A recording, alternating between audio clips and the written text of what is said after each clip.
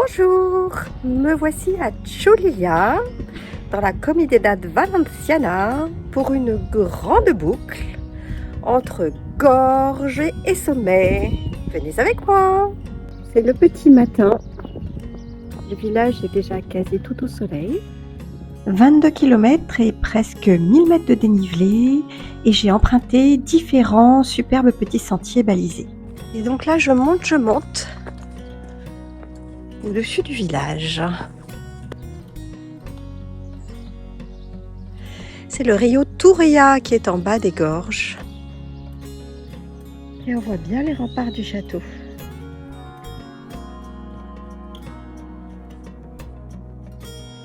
Un petit peu en bord de falaise là.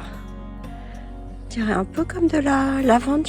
Oui, et j'ai écrasé quelques fleurs mortes et ça sent bien la lavande.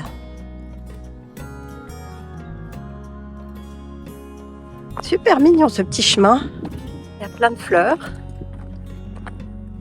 Ça grimpe, ça grimpe. J'ai l'impression qu'on suit une ancienne petite conduite d'eau.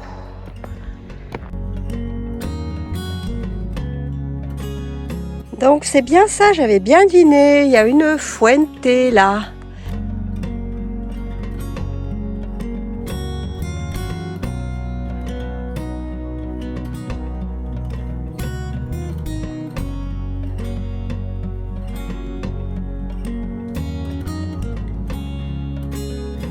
Alors, premier petit coup de cul franchi. Je suis sur une espèce de plateau avant la falaise, mais j'ai quand même...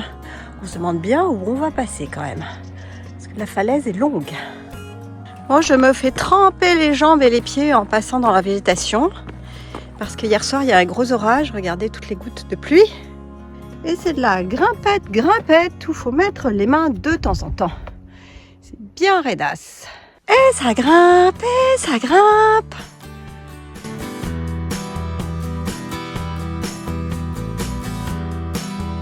Ça monte au milieu de ces jolies fleurs jaunes. C'est raide. Et en face de ce panorama sublime. Bon, je me demandais où ça allait passer. Et puis a priori là, il y a une petite cassure de falaise. Et donc ça va passer par là. Et ensuite, je pense que je vais marcher le long de cette falaise pour avoir le point de vue au bout là. Ça y est, je suis sur la falaise. Allez, premier sommet de la journée. Pas du tout le dernier.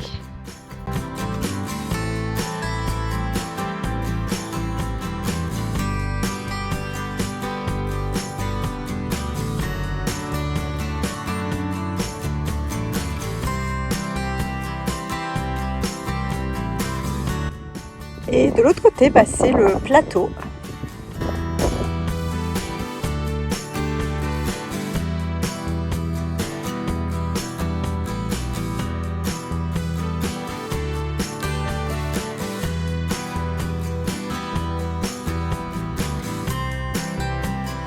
Et ça y est, là j'arrive presque au surplomb total de Giulia.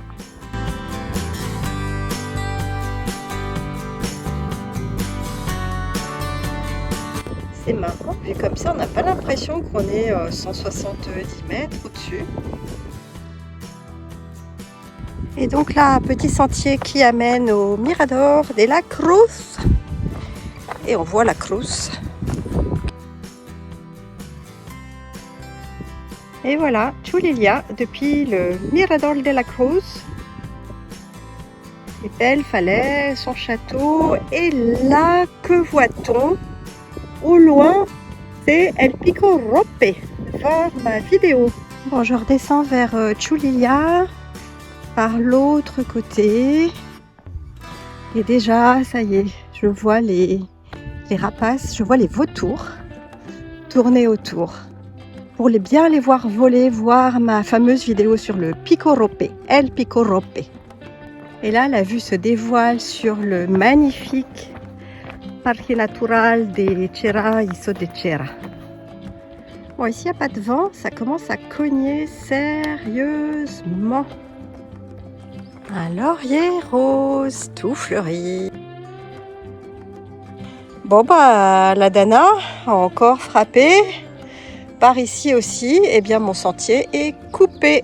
Quand même un grand saut à faire pour rattraper de l'autre côté.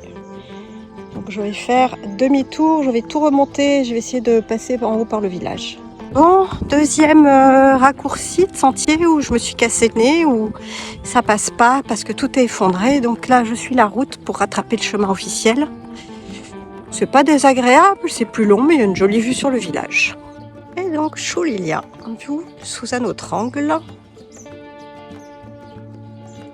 Et maintenant, je vais partir par là.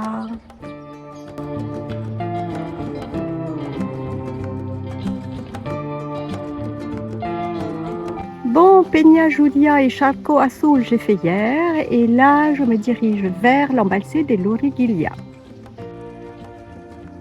Jolie petite vue malgré les bâches noires mises pour protéger contre l'érosion. Donc j'ai un petit peu changé d'environnement, je suis de l'autre côté du village.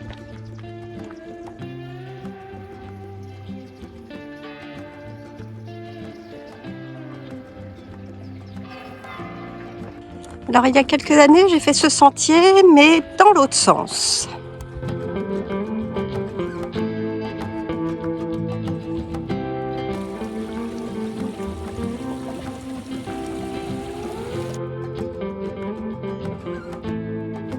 Je monte au lieu-dit Fraileko qui est en haut de cette falaise.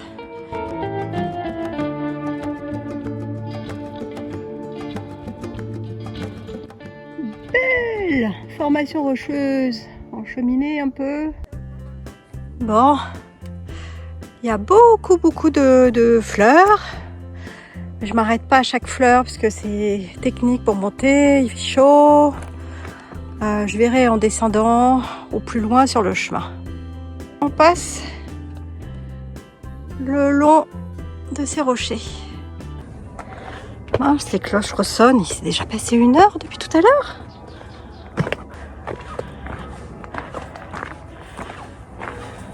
Et là, un petit peu de vide. C'est marrant la réverbération du son parce que j'entends les cloches devant moi. Et le village est derrière moi. Bon, ça doit être un événement parce que les cloches sonnent beaucoup. Un gros carillon. Bon, il y a eu une bonne grimpette avec les mains. Alors, ils mettent une petite flèche pour indiquer que c'est là. Mais c'est vrai que quand on arrive à cet endroit-là, on se dit, comment ça, là? Comment ça? Comment ça? Où est-ce qu'on va monter? Et en fait, il faut monter là, dans les cailloux, il faut grimper avec les mains. Bon, j'ai eu un doute, j'ai checké Koumut parce que c'est un peu la forêt vierge pour monter par là. Mais bon, essayons. Il y a une grande cuevas, grotte, là. Bon, un joli petit mur à se faire. Avec les mains. Donc ça, ce sont les restes d'une citerne. C'est tout ce qui reste d'un château construit par les chrétiens à l'époque médiévale. Bon, c'est bon, j'y suis au Fraile Fico. Il se mérite, hein. Il est hyper technique pour monter. Il se mérite, mais la vue depuis nous permet de dominer. Alors en face, c'est El Monte de la Muela où je suis montée ce matin. C'était mon premier sommet de ce matin. Là, Choulilia, bien sûr. Et là, El Rio Turia. Entre ces falaises, plus loin la gorge. On voit bien la cueva.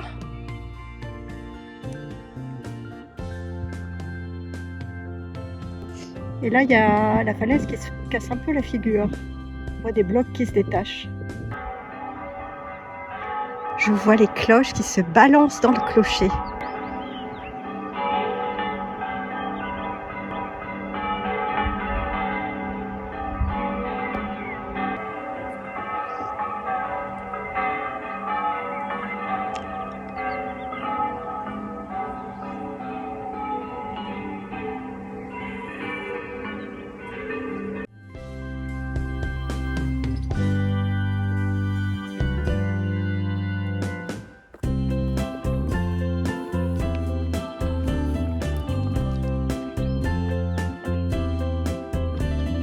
Bon, je viens de redescendre de la montagne de là-haut. Et là, je vais suivre cette gorge. Je viens de croiser une jeune fille qui était au bout de sa vie. Qui m'a demandé si le village, il était loin. Le gars qui était avec elle, il disait 15 minutos. Et c'était pas du tout 15 minutos. Alors bon, donc je lui dis, bon, plutôt une demi-heure.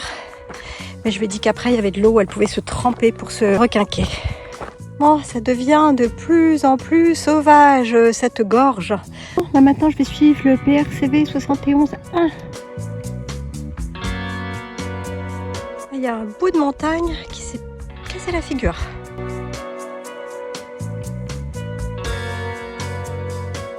La Dana a frappé dans ce rio aussi.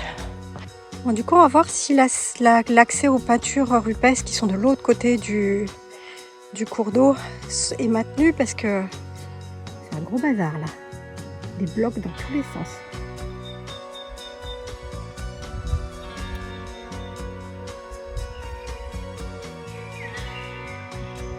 Moi, je suis au milieu du cours d'eau. Un peu costaud à descendre. Et la peinture rupestre, elle est là. J'ai pas retrouvé comment accéder aux peintures rupestres. Quel dommage. Eh ben, on va voir où ça va aller, parce que ici, bah, c'était pas comme ça avant. Il y avait le petit cours d'eau au fond et un petit sentier sur la droite. Et là, il n'y a plus de sentier. On est au fond de l'eau. C'est vraiment impressionnant, les dégâts. Alors, le pauvre laurier rose, il a à peu près survécu. Et il a même fait une fleur. Impressionnant, mais c'était pas du tout comme ça. Un obstacle. Voyons, par où je vais passer. Bon, j'ai un gros doute parce que ça a dévalé par là. Ça a dévalé par là et ça a dévalé par là. Donc là, l'eau a carrément râpé, frayé, fait partir toute la terre. J'ai vraiment un gros doute que je vais aboutir. Oh là là, ces dégâts. Ah, mais je vois un panneau. Je vais peut-être aboutir. Enfin, c'est pas dit que l'autre chemin, il soit aussi maintenu. Hein. Allons voir. Allons voir. Eh ben, c'est passé. C'était pas gagné. Le panneau est tout neuf qui dit qu'il y a les peintures rupestres. Mais oui, elles y sont. Mais bon, allez, je vais l'embalser de l'Origiglia. Et là, ils ont refait la piste apparemment.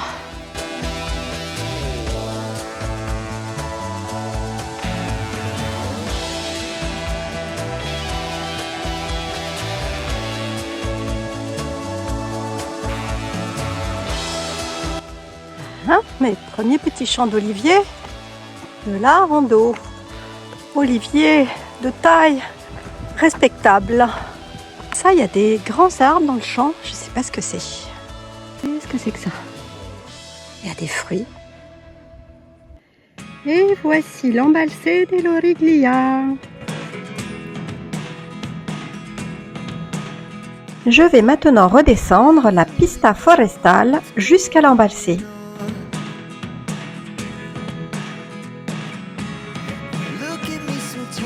Je suis accompagnée sur le chemin par les abeilles et autres insectes qui bourdonnent et qui s'en donnent à cœur joie pour butiner toutes ces fleurs jaunes magnifiques qui sont au bord du chemin.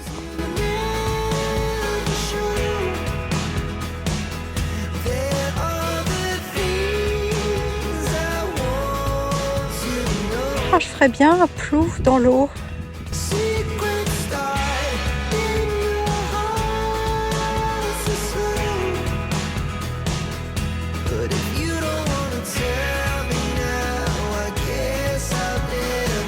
Et donc, le barrage. Et le petit cours d'eau en aval, le Rio Turia. Donc, je viens de Cholilla à gauche et je retourne par la Ruta de los Pontaderos. Je rêve d'accéder à l'eau pour me tremper tellement j'ai chaud, mais là, je suis encore un peu haut. Donc j'ai le Rio Turia juste à ma droite. Ah, j'ai rasé les murs pour avoir un petit peu de fraîcheur.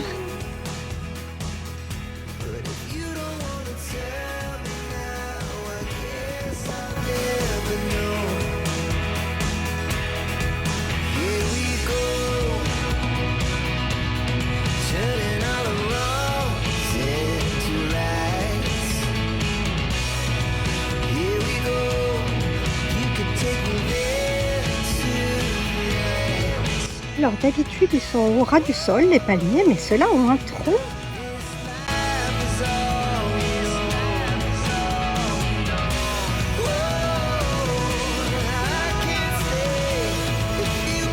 Ça y est, je suis à l'ombre un peu. Ah, ça fait du bien. C'est un peu la forêt vierge ici.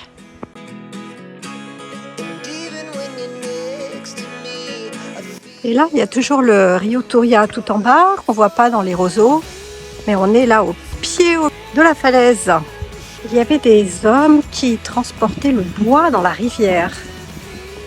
En montant dessus. Quel job!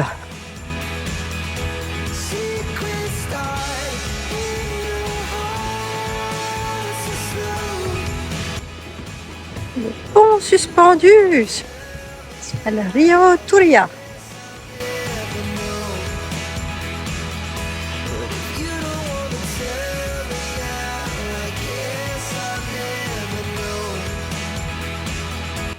Il bouge le pont, hein.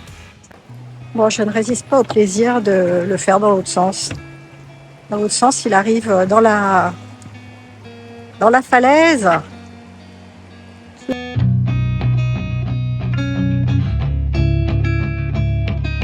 Bon, là, la rivière suit les falaises. Les gars, ils transportaient du bois là-dedans dans les rapides qui sont plus hauts. Oh là là. On voit la passerelle. Voilà la volée d'escalier pour aller au pont. Alors lui, il est beaucoup plus impressionnant parce qu'il bouge. Il est beaucoup plus haut.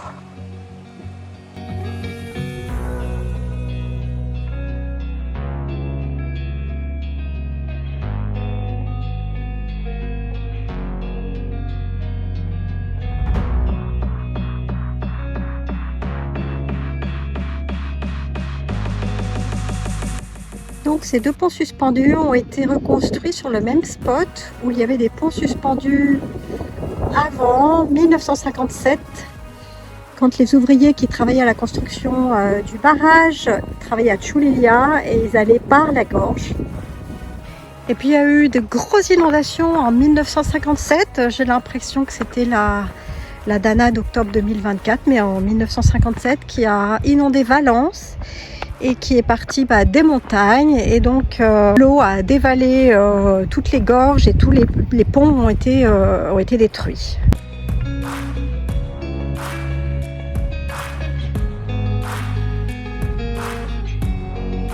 Il y a une grosse cascade. Très cool.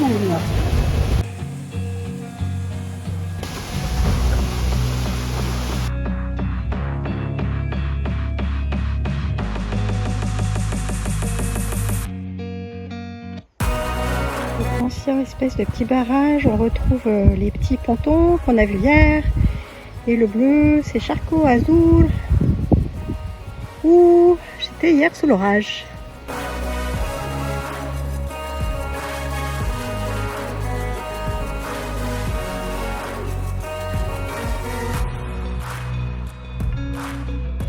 Et le sentier tout le long. Est-ce qu'on voit l'eau? Je vois l'eau à l'œil au fond.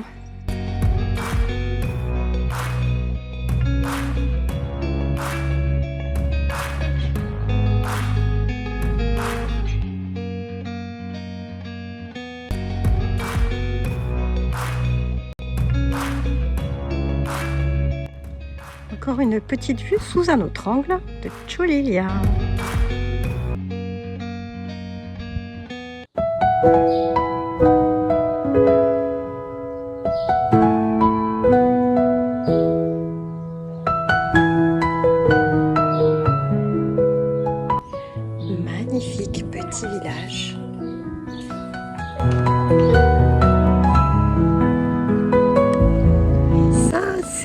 deuxième sommet de la matinée.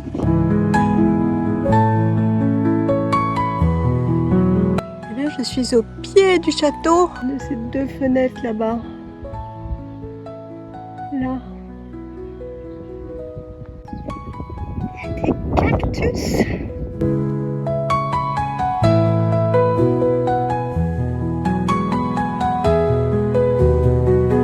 Mon sommet de ce matin. Là, je suis en train de tourner autour de la montagne sur laquelle Cholia est construite.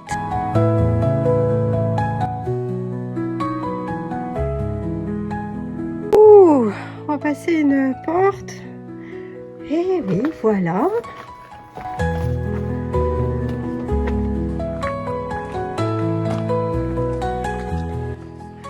Ça, c'est tombé. On ne sait quand. De la falaise. Bon, au début, j'étais partie pour monter au château et puis j'ai vu ce sentier, je l'ai pris. Bah, j'ai bien fait. C'est vraiment impressionnant.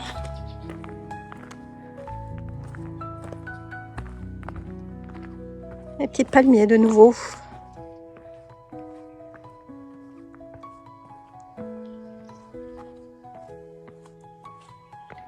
Voilà, ils ont gentiment mis un escalier.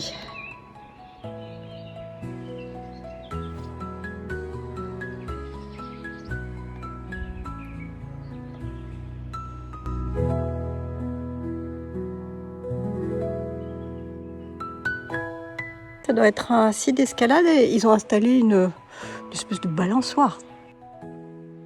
Un moulin, une meule perdue ici. Un mystère et boule de gomme.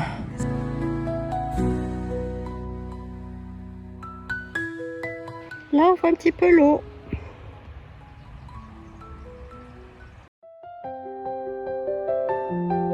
Et je monte au château qui est juste là.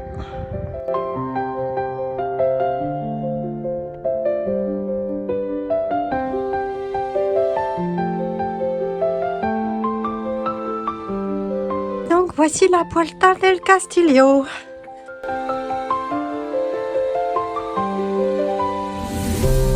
La porte est en 3 dimensions et étroite pour ne pas que les chevaux s'y engouffrent. Bon, je suis sur la tour à la toute extrémité.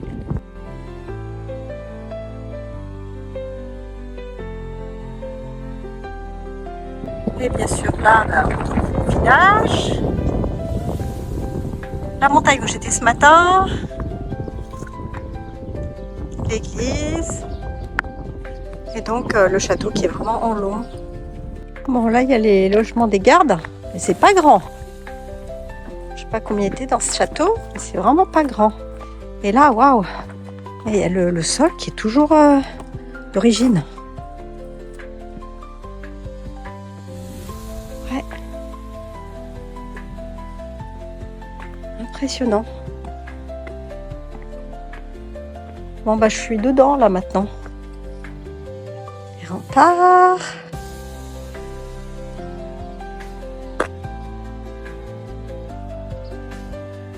Donc ça c'est la partie noble et résidentielle d'après le panneau. C'est incroyable que ce mur-là soit resté et qu'il y ait surtout des grandes fenêtres. Faut dire que j'étais en dessous tout à l'heure, je vous ai montré, c'est inatteignable ces fenêtres. Il y a une falaise de...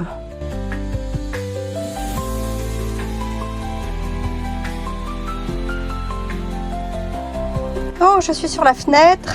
Voilà le petit sentier que j'ai fait tout à l'heure, juste avant de monter au château. Le Rio Turia. C'est du pisé qui tient encore un peu debout, même s'il y a des gros trous. Hein.